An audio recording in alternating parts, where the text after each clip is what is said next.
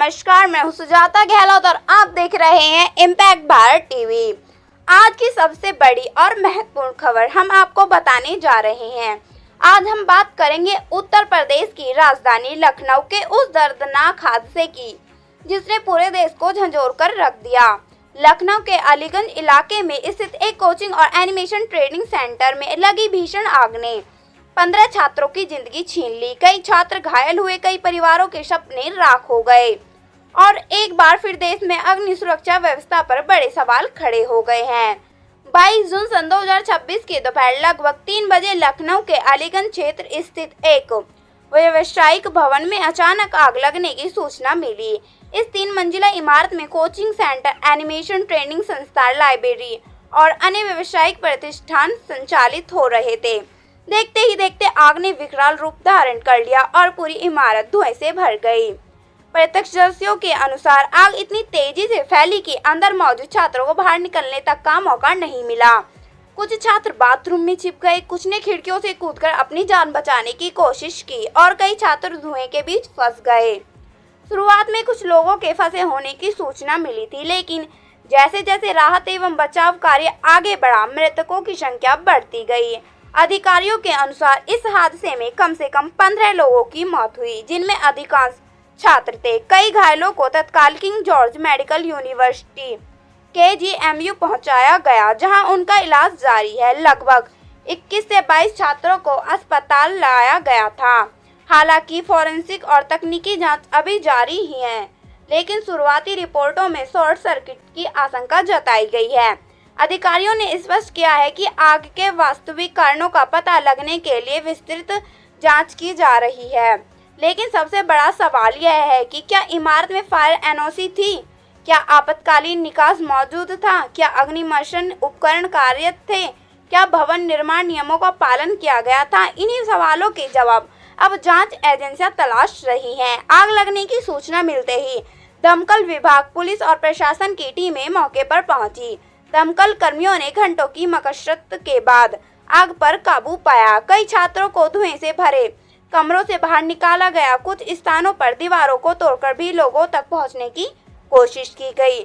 बचाव कार्य के दौरान पूरे इलाके को खाली कराया गया और अस्पतालों में आपातकालीन व्यवस्था लागू की गई।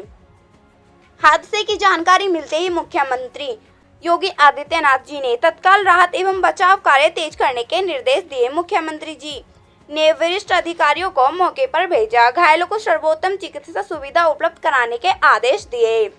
घटना की उच्च स्तरीय जांच के निर्देश, पीड़ित परिवारों से मुलाकात की। अपने कई आधिकारिक कार्यक्रम रद्द कर लखनऊ लौटकर हालत का जायजा लिया। हादसे के बाद प्रशासन ने सख्त रुख अपनाया है। अब तक इमारत को सील कर दिया गया है। 6 लोगों के खिलाफ FIR दर्ज की गई है।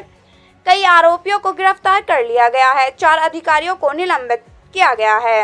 अवैध निर्माण को लेकर ध्वस्तीकरण नोटिस जारी किया गया है। फायर सेफ्टी और भवन मानकों की जांच शुरू कर दी गई है। प्रधानमंत्री नरेंद्र मोदी जी ने घटना पर गहरा दुख व्यक्त किया और मृतकों के परिजनों के लिए आर्थिक सहायता की घोषणा की। रिपोर्टरों के अनुसार मृतकों की परिजनों को 2 लाख रुपए तथा घायलों को 50,000 रुपए की सहायता राशि देने की घोषणा की गई है। अब सबसे बड़ा सवाल यह है कि अगर इमारत अवैध थी तो वर्षों तक चल कैसे रही थी? अगर फायर सेफ्टी मानक पूरे नहीं थे तो अनुमति किसने दी? अगर छात्रों की संख्या अधिक थी तो निरीक्षण क्यों नहीं हुआ? अगर आपातकालीन विकास नहीं था तो प्रशासन की नजर वहां क्यों नहीं गई? क्या केवल भवन मालिक दोषी है? क्या कोचिंग संचालक दोषी है? क्या संबंधित विभागों की लापरवाही भी इस मौत की जिम्मेदारी नहीं है? इन सवालों का जवाब देश जानना चाहता है। क्या भवन के पास वैध फायर NOC थी? आखिरी बार फायर सेफ्टी निरीक्षण कब हुआ था? यदि इमारत अवैध थी तो उसे बंद क्यों नहीं कराया गया? क्या संबंधित अधिकारियों की जवाबदेही तय होगी? क्या मृतक छात्रों के परिवारों को न्याय मिलेगा? क्या प्रदेश भर के कोचिंग संस्थानों की जांच होगी?